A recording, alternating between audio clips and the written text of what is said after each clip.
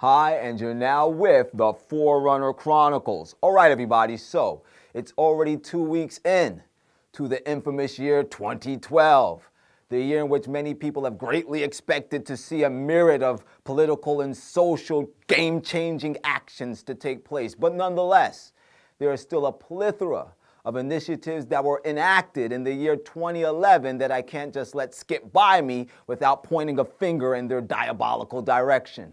And one of these initiatives were actually set in place by the Obama administration nearing the end of 2011. It was called the Strategic Implementation Plan. And what the Strategic Implementation Plan, or SIP, is for short, by the way, this stuff is such garbage that you gotta sip it down to actually tolerate it because you couldn't gulp it all down in one fell swoop. But anyway, what the Strategic Implementation Plan is all about is about empowering local partners to work in conjunction with the federal government to help root out and seek out possible violent extremists in your community.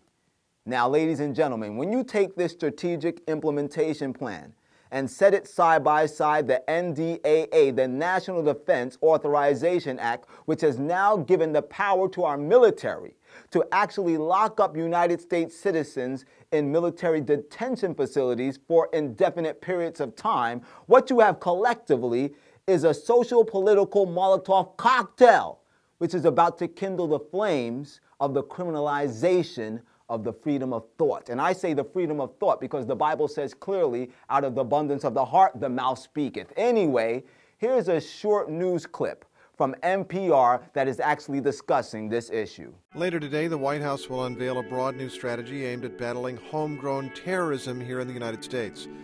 Many recent terror plots have come from inside the U.S., from violent extremists who get radical ideas from the internet. And the administration wants to head off those plots. We're going to talk about that this morning with NPR's Dina Temple-Raston, who has details about the plan that others have not yet reported. Dina, good morning. Good morning. Well, basically, they're looking to work at the local level. The White House is really sensitive to the civil liberties issues all this might raise. So part of the plan has the Department of Homeland Security stepping up its community outreach to talk about protecting people's rights in the communities. They're going to be enlisting schools and community leaders in this, and they're going to teach them to identify violent extremists so they can be stopped. What's different here is that the administration has identified these unusual partners to help them. The Department of Education, for example. Yeah, getting federal law enforcement to work with schools is a little bit unusual. It's an odd mix, but a lot of the agencies and groups in this plan have never participated in national security issues before. You know, they've worked with law enforcement on drugs and gangs and bullying, but the idea is to make spotting violent extremism just another extension of those familiar programs. The strategy isn't going to be seamless. It's going to require training people to know what to look for, of course. What is this something? What are we supposed to be looking for exactly?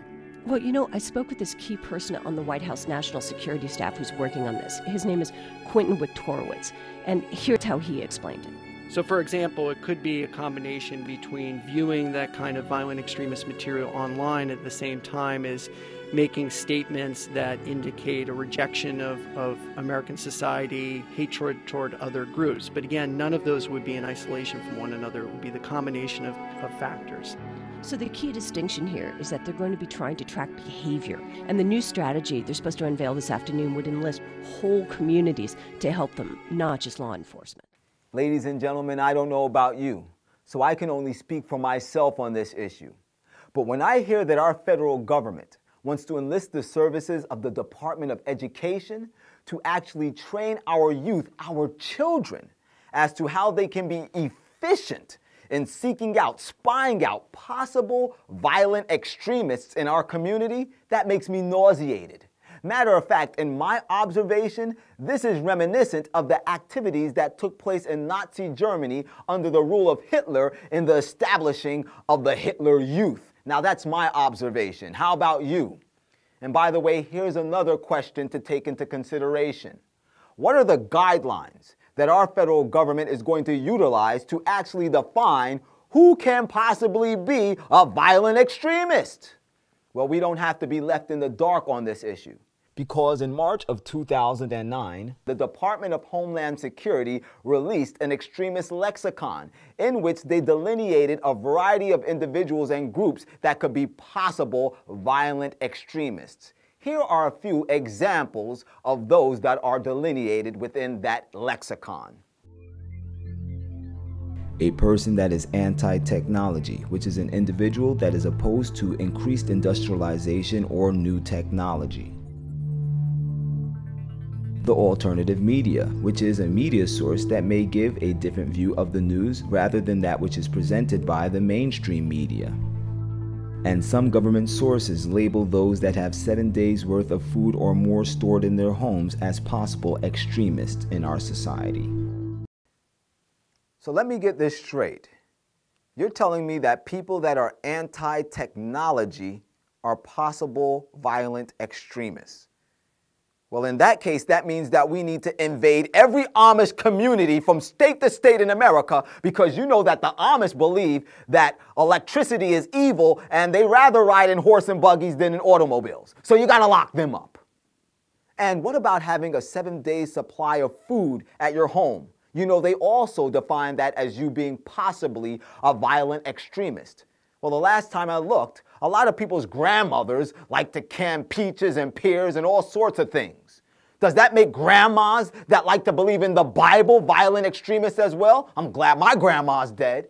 And yes, I'm mocking at this stuff because it's absolutely ridiculous. You mean to tell me that alternative media makes you a possible violent extremist? Ladies and gentlemen, all these things make you is different from the norm. And when we begin to start reaching out to criminalize people that are living outside of the norm, we are now going outside of the boundaries of our Constitution into the realms of totalitarianism. This is serious. And for those of you out there that might be astute and say, well, you know, they took that Department of Homeland Security lexicon out of rotation the very day that it was released. Well, you're right. Kudos for you on that one. But then answer me this. Why is it that the very next month, April of 2009, the Department of Homeland Security released another report in which it dealt with the issue of the resurgence of radicalization and homegrown terrorism within the United States of America? And in this document, it discussed the issue of violent extremism, but it used broader and more generalized terminologies rather than the specific categorical approach that was found within the Department of Homeland Security extremist lexicon. Ladies and gentlemen, if it's not becoming clear to you, let me make it clear for you. Our government does not want us aware of the fact that they have specific categories to place us in. And this is no more than a revelation of what the Bible already told us would come to pass in the near future. I've told you once and I will tell you again. The Bible is very clear in the book of Revelation chapter 13 and verse 11. We are told there, and I beheld another beast coming up out of the earth, and he had 2 horns like a lamb, and he spake as a dragon. This is a prophetic symbol of the United States of America, promoting Christian lamb-like principles, but one day will speak as a dragon. And the dragon, according to Revelation chapter 12 and verse 9, is a symbol of the devil. When the United States of America speaks as a dragon, it means it will reveal the agenda of the devil himself through its legislative bodies and its judicial officials through the laws that it puts in place. And what is the agenda of the dragon? It's found in Revelation 12 and verse 17. The dragon is wroth with the woman, God's people, and he went to make war with the remnant of her seed, which keep the commandments of God and have the testimony of Jesus Christ. Bible-believing Christians that believe in keeping all of God's 10 commandments are the target of the devil and are the target of these laws. Well, you say to me, well, I don't see how this is possible. Well, I know you don't see how this is possible, because the dragon's approach is not very visible. You see, the Bible also tells us in Revelation 12 and verse 9, speaking of the dragon, it says, and the great dragon was cast out, that old serpent called the devil and Satan. Notice that the great dragon is also called that old serpent. Well, the Bible gives us more information about that old serpent in the book of Genesis chapter 3 and verse 1.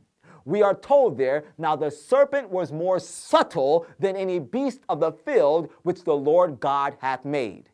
The serpent's approach is subtle, ladies and gentlemen, and the dragon is also called that old serpent. So when the United States of America speaks as a dragon, it will subtly, imperceptibly put in place laws that at the very end of their fulfillment will be used against God's people to persecute them. This is where we are. Where are you with Jesus Christ right now? We are living in the unfolding of Bible prophecy.